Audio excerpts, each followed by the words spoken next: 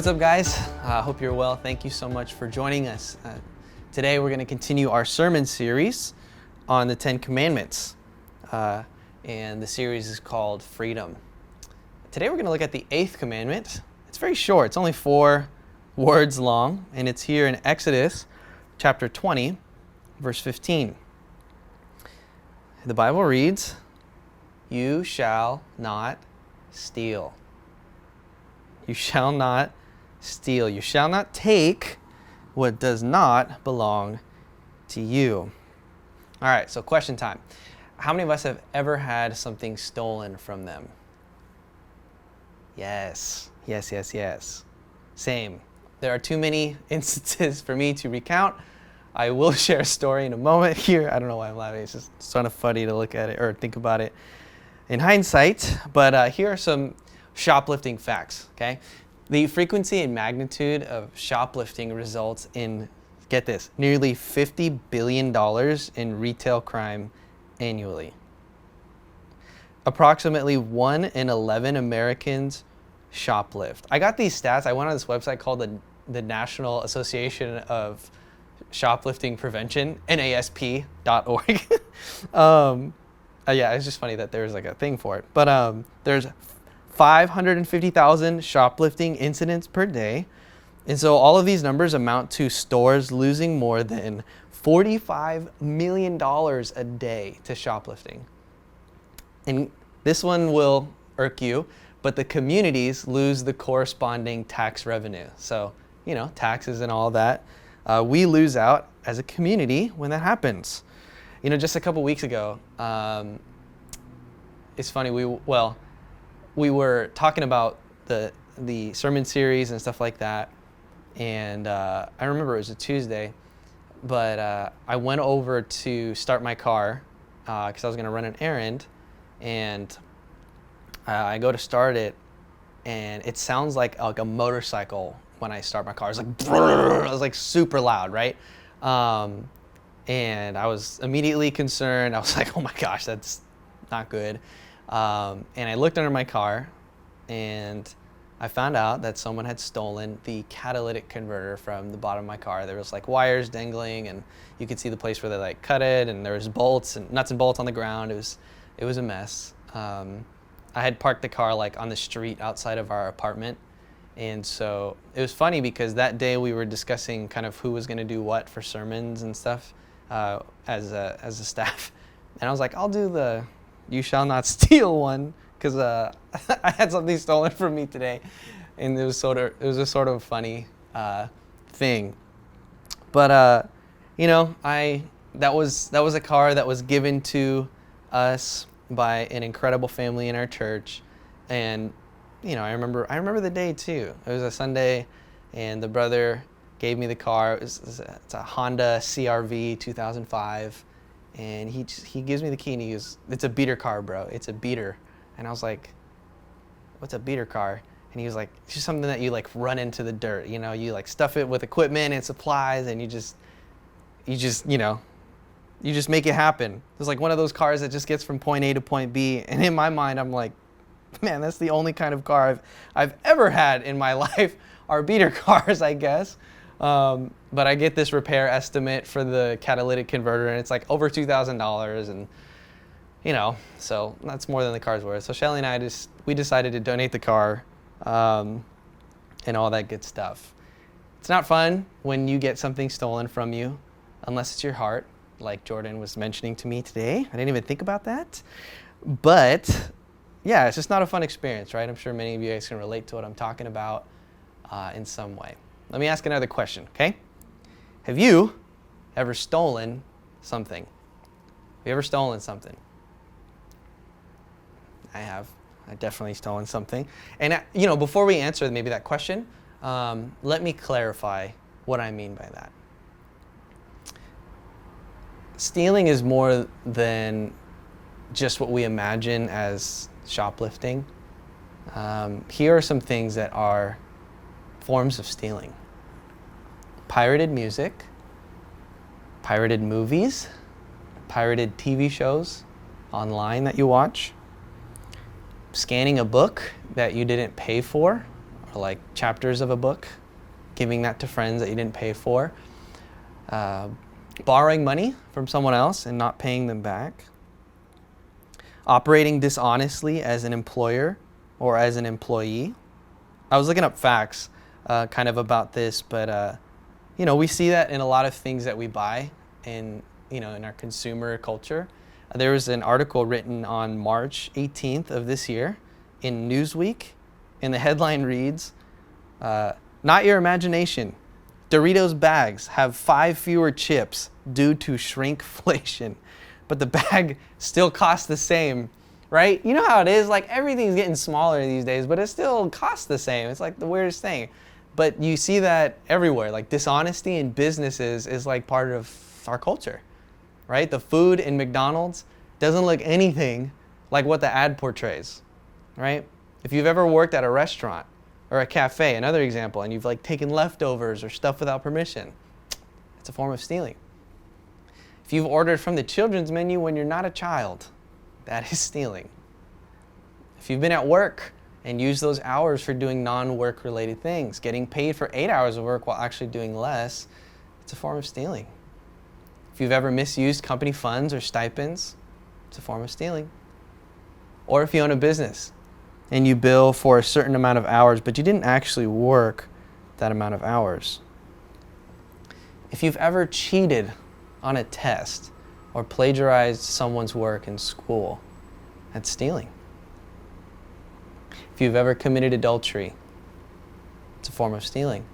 Stealing someone else's husband or wife. Stealing comes in many modern forms, right? It's more than just shoplifting. So I'm going to ask again, who here today, watching, has engaged in the act of stealing? Have you engaged in the act of stealing in your life? All right? I think if we're being gut level honest, pretty much all of us can say that we've engaged in a form of stealing. And so if you're like me, I was thinking about it, and you're just immediately curious as to why we do that, like why we engage in this behavior so much. And so I started looking up some of the data. And WebMD did a study on the psychology of theft, and it super interests me because, I'm a psychology kind of guy. And they attempted to explain some of the causes as to why people steal. And from their study, they say, quote, "Stealing can be because of low self-esteem, jealousy, depression, and peer pressure. Social issues like isolation and exclusion can also create an emotional void." What I find most telling in this quote, and from the study that I read, is that there's not a mention of financial need in it. In fact, another study by The Guardian in 2019 stated that evidence suggests that the rich actually do steal more than the poor. And the paper cited most often to support this theory comes from, it's called Prevalence and Correlates of Shoplifting in the United States from the American Journal of Psychology. And it states that people with incomes of $70,000 shoplift 30% more than those earning $20,000 a year. It's fascinating, right? But clearly there is something more going on in the act of stealing than just financial gain. Okay? And I actually think that this commandment follows a very similar pattern to the previous two that we've talked about, right? And if you remember, it's you shall not murder and you shall not commit adultery. Now, why is that? Why does it follow the same pattern? Well, because if you think about it, there's a lot of stuff going on behind the scenes in someone's heart before any action takes place. And there's a particular story in the Bible that I think illustrates this well. And I honestly think it was the Spirit moving me to this scripture because I just happened to be spending time with my grandmother this past week. And we were hanging out at her house. We were sharing a meal and talking. And I was just asking her thoughts about this commandment, do not steal. And I love talking to Lola about spiritual things and asking her questions because she'll always have something to say. She's always ready to preach, I'll tell you that. But I asked her about, what she thought about that. And her eyes got all real big. She was like, and she was like, look. I need to show you what I read this morning. I said, what? She said, all right. I was like, okay. And she opened up her Bible, and this is what we read. We read 2 Samuel chapter 12 together. So let's read that together. In verse 1, the Bible says, the Lord sent Nathan to David. When he came to him, he said, there were 2 men in a certain town, one rich and the other poor. The rich man had a very large number of sheep and cattle, but the poor man had nothing except one little ewe lamb he had bought. He raised it, and it grew up with him and his children. It shared his food, drank from his cup, and even slept in his arms. It was like a daughter to him. Now a traveler came to the rich man, but the rich man refrained from taking one of his own sheep or cattle to prepare a meal for the traveler who had come to him. Instead, he took the ewe lamb that belonged to the poor man and prepared it for the one who had come to him. And David burned with anger against the man and said to Nathan, as surely as the Lord lives, the man who did this must die. He must pay for that lamb 4 times over because he did such a thing and had no pity. And then Nathan said to David, you are the man. This is what the Lord, the God of Israel, says. I anointed you king over Israel, and I delivered you from the hands of Saul. I gave your master's house to you, and your master's wives into your arms. I gave you all Israel and Judah, and if all this had been too little, I would have given you even more. Why did you despise the word of the Lord by doing what is evil in his eyes? You struck down Uriah the Hittite with the sword and took his wife to be your own. You killed him with the sword of the Ammonites.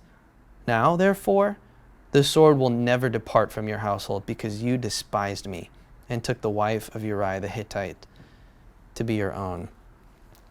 Some of us are familiar with this story, but it's a tragic one, right?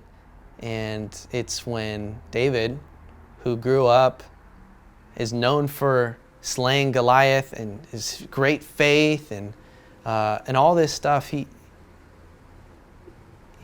in this singular example, in this singular story in the Bible, we see murder, adultery, and stealing. David stole Bathsheba from her husband, committed adultery with her, and then murdered the husband. And while we can only infer what was happening within David's heart, it's not written in the text, all right?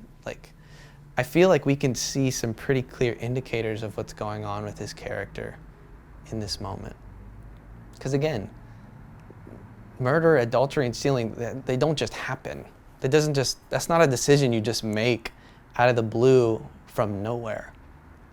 So what do we see? I think the first thing that we see here is someone who isn't satisfied with what they have. And I think that's one of the reasons why people can move into these kinds of actions. Verse 7 says, then Nathan said, you are the man, right? This is what the Lord, the God of Israel, says. I gave you all this stuff. I anointed you king. I delivered you from the hand of Saul. I gave your master's house, your master's wives. I gave you all of Israel and Judah. And if all this had been too little, I would have given you even more. Nathan reminds David here that God has withheld nothing, virtually nothing from him. David had been given an abundance, but it just wasn't enough for him. If you're at the in-person service last week, the Camaros did our offering portion. I love what Auntie Tish talked about last week for the offering. She talked about how God has made a world of abundance where there's more than enough to go around for people. Yet we as people can have what's called a scarcity mindset. And because of that, we get trapped into this thought that there's just not enough. I gotta hoard the toilet paper, right? There's not enough. I gotta get the water. I don't have enough. And it's this mindset where we become so dissatisfied, even though God has already given us just way more than we need. Can you relate to that? You own a car. You have a roof over your head. You've got a family. You've got relationships. You wear nice clothes. Your kids are getting an education. You have a source of income. Yet do you find yourself desiring more? Are you a materialistic person? I'm speaking from personal experience here. This is me, right? Like, do you feel a lack of contentment in your heart? Do you feel anxiety over your finances or your future? If so, there is a misalignment somewhere in there with what your reality is and what's going on in your heart. And it's indicative, ultimately, of a lack of trust in God. A lack of trust in God that He will provide for your needs. And that new car, that new house, even that new relationship isn't going to fill your void of discontentment. How much more do we need, guys? Like, if you could have the material thing that you desire most right now in life, if you could have that right now, like a new car, a new job, a new computer, a new house, the new iPhone, etc., etc. You know how long it would take for you to get bored of that and then want something new? Maybe a week, right? You see, guys, like, you and I may be tempted to gloss over a simple command like this: do not steal, and then chalk it up to, nah, that's not me. Like, I don't steal, I don't shoplift. Next, that's good. But if we're honest with ourselves, if you're honest with yourself today, we are only ever one decision away from catastrophe. That's what we see here. And what triggered it for David? What triggered it? Well, if you read the story in its entirety, you'll see that he was bored. And the common interpretation is that he was just idle in his palace. Like, he was not doing anything. He was supposed to be leading the war efforts, as a king should, on the battlefield, but for some reason he was disengaged, I'll call it. All it took for David to make the life-altering decision that he did was a moment of disengaged idleness mixed with a heart that clearly had a lot of festering, undealt with emotions. And what does that mean? That's a ticking time bomb ready to blow up. And it did.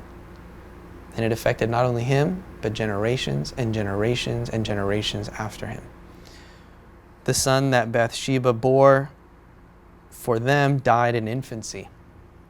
It was tragic. And David went on to have a couple more children, but he had very strained relationships with some of them. Like one of them like tries to kill him, betrays him, like starts a coup basically. Like, in short, his family is sort of a train wreck. And you know how that started? You know how that started? Was it with his decision to steal Bathsheba away from her husband? No. It was a moment of idleness, plus the things in his heart that he had failed to deal with. Guys, if we're out of practice, or not in the habit of dealing with the things that are on our hearts, if we're out of practice or not in the habit of confessing sin regularly to one another and God, like James 5 says, you better watch out. Because it's just going to fester and fester until it blows up like a volcano and we end up making terrible decisions. The heart of sin precedes the act of sin. The heart of sin precedes the act of sin. In other words, like the wise man once said, check yourself before you wreck yourself, right? And even Jesus in Mark 7, as he's rebuking and ministering to the Pharisees, he says something similar in verse 15. He says, nothing outside a person can defile them by going into them. Rather, it is what comes out of a person that defiles them.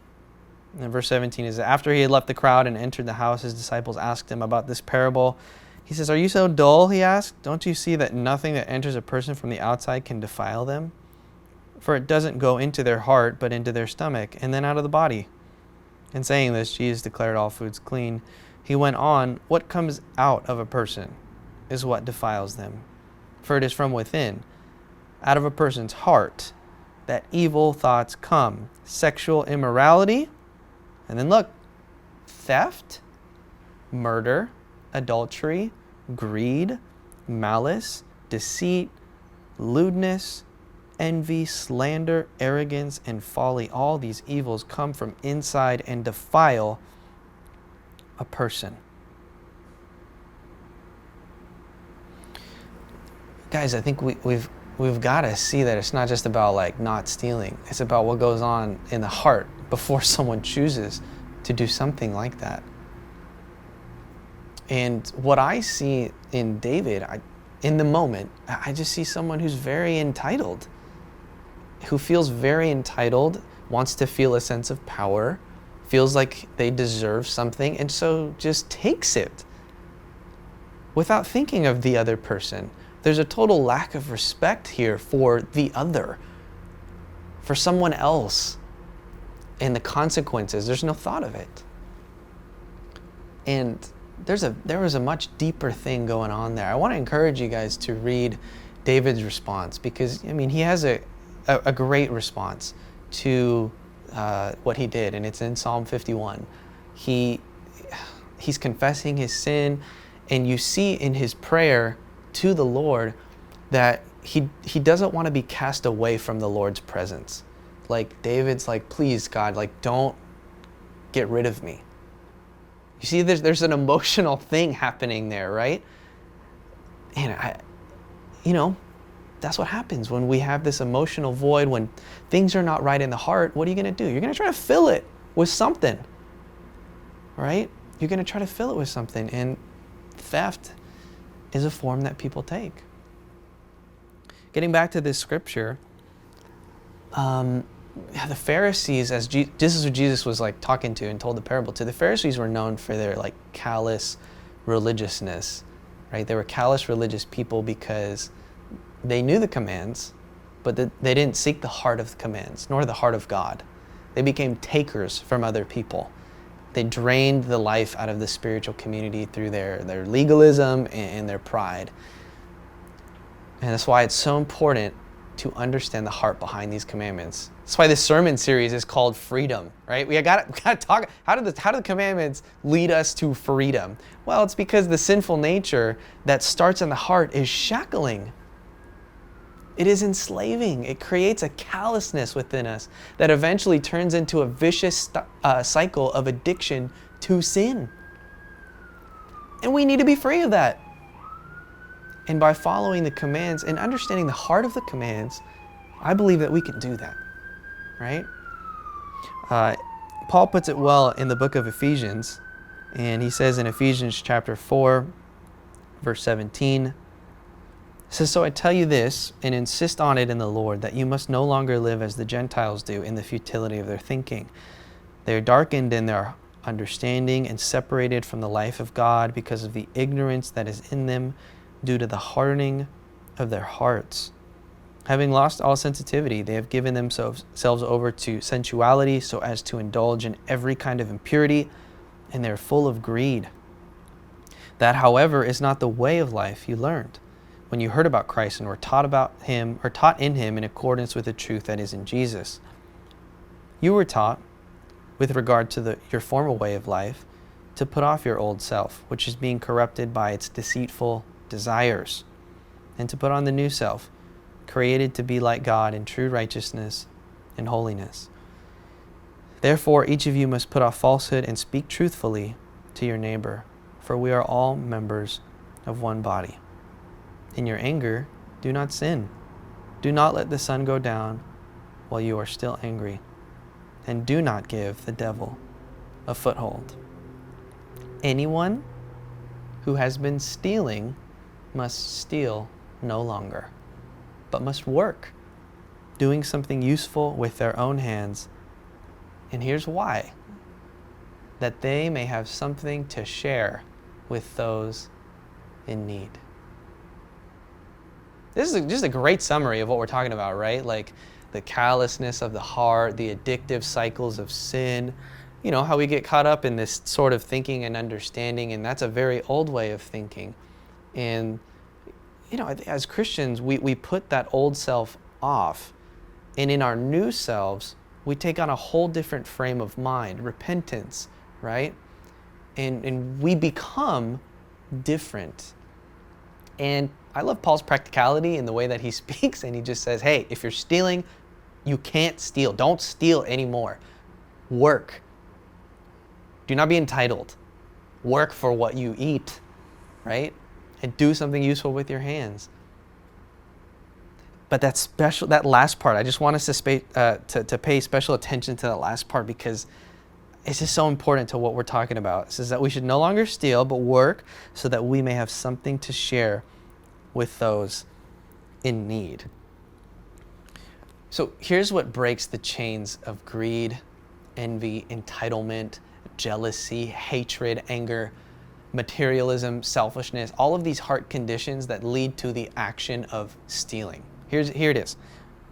Rather than taking, choose to give. Rather than taking, choose to give. And again, for this thought, I really just felt the Spirit moving. We had a Ohana group the other day, and Tish, I talk about Tish twice in this lesson, but they're two different Tishes. Anyways, the other Tish, who's here filming right now, actually, she helped to facilitate and lead our thoughts. And she opened up to John 12. And we dwelled in that passage together. And I just found it so pertinent to what we're talking about today. And so let's read it here in John chapter 12. Let's read this story. Verse 1, the Bible reads, 6 days before the Passover, Jesus came to Bethany, where Lazarus lived, whom Jesus had raised from the dead. Here dinner was given in Jesus' honor. Martha served, while Lazarus was among those reclining at the table with him. Then Mary took about a pint of pure nard, an expensive perfume. She poured it on Jesus' feet and wiped his feet with her hair. And the house was filled with the fragrance of the perfume. But one of Jesus' disciples, Judas Iscariot, who was later to betray him, objected. Well, why wasn't this perfume sold and the money given to the poor? It was worth a year's wages. He did not say this because he cared about the poor, but because he was a thief. As keeper of the money bag, he used to help himself to what was put into it. Leave her alone, Jesus replied. It was intended that she should save this perfume for the day of my burial. You will always have the poor among you, but you will not always have me. This is such a great story for us to look at, because here we have juxtaposed with one another an example of someone who takes and an example of one who gives. Judas, a thief who took, and Mary, one who gave. And you can apply what we just learned about the state of the heart to these two people, right? But before Judas ever publicly betrayed Jesus, the state of his heart was already so far gone. You can see it here. Likewise, Mary's offering a perfume to Jesus was simply an embodiment of a radical trust and contentment in her heart. Just look at the manner in which she gives. One, let's examine how much she gave. A pint. You know how much a pint is? I have an example for you. Ready? It's a lot. Tiss actually showed us how much a pint is, and I wanted to show everybody watching how much a pint is. Look at this. How much that is. That's so much, right? I have it here, and it's just a lot. I can't even imagine pouring all of this onto the floor or onto the feet of somebody. That's kind of nuts. I mean, and Judas knew. Of course, Judas knew, right? He of course knows the numbers on this perfume. He said it was worth a year's wages. All right. So let's do some math. The average annual person's income in 2019 was $65,000. That's a lot. Okay, so I'm gonna go ahead and drop that number down, and so let's say $50,000. Okay, which is still a lot. $50,000, and she pours it all on the feet of Jesus. I mean, it's like liquid gold, right? And if you just imagine the scene, just how crazy and awestruck everyone would have been. Like, people's mouths must have been like hitting the floor, jaws were dropping. Like, it's probably really quiet, right? Yeah, it was quiet until Judas like broke the silence with his like objection. I mean, what is your first reaction when you think about this scene?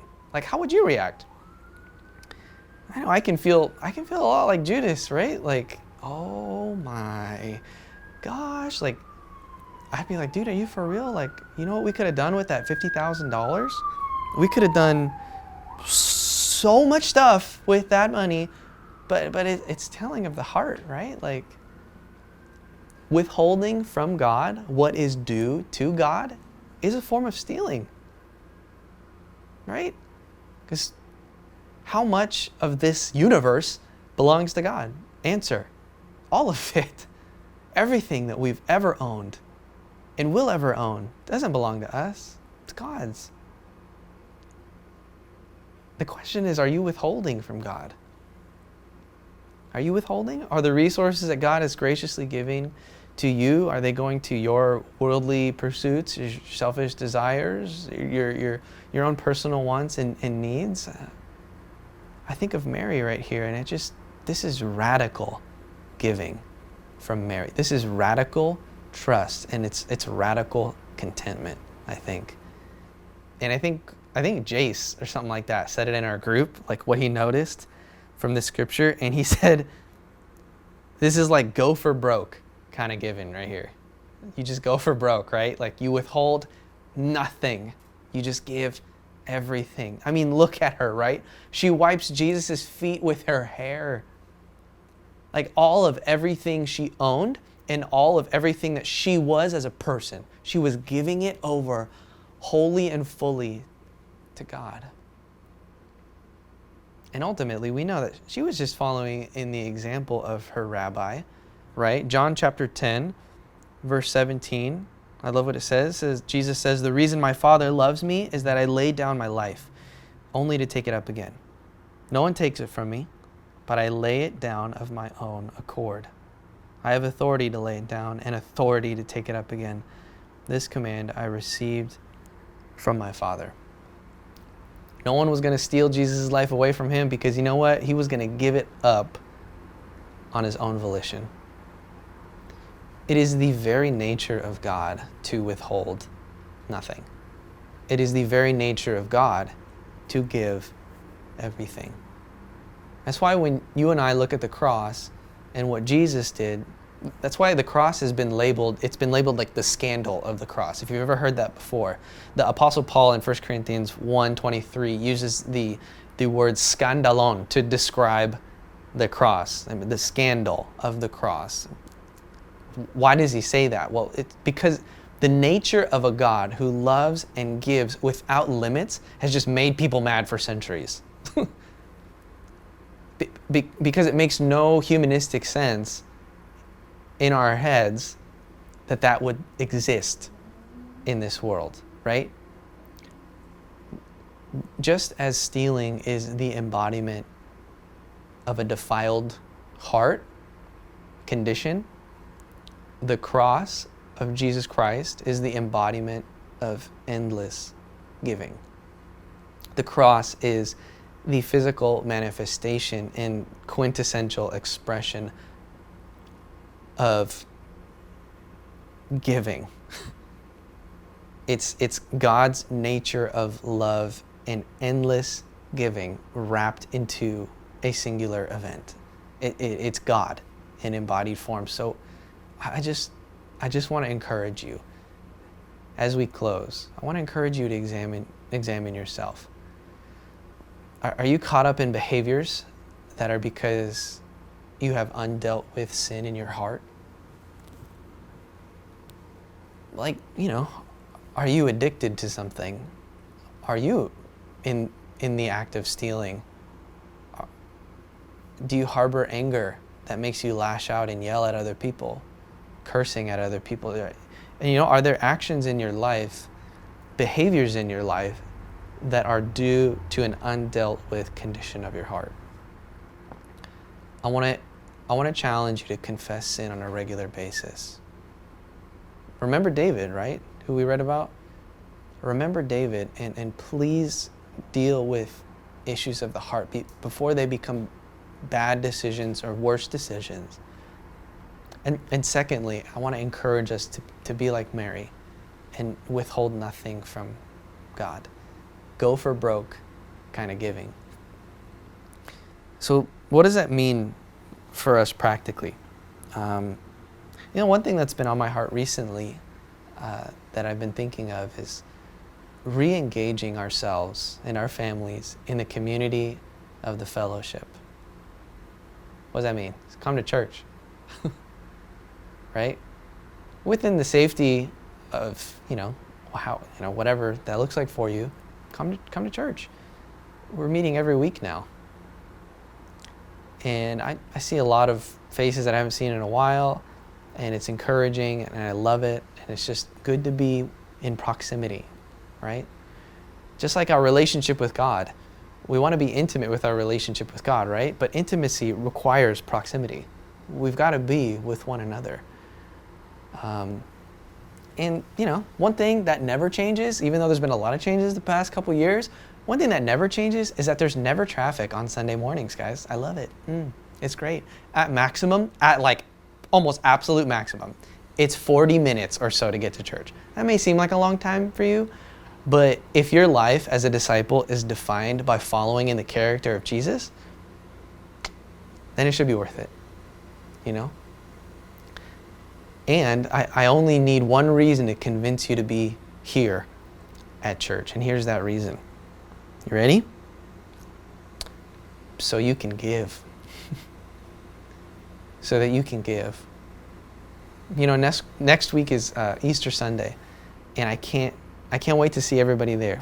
We're gonna have a great time celebrating the resurrection of Jesus Christ. I want to encourage you guys to come to give. Bring friends, bring family, but be there to encourage one another, the saints, and to glorify God. Let's come to give.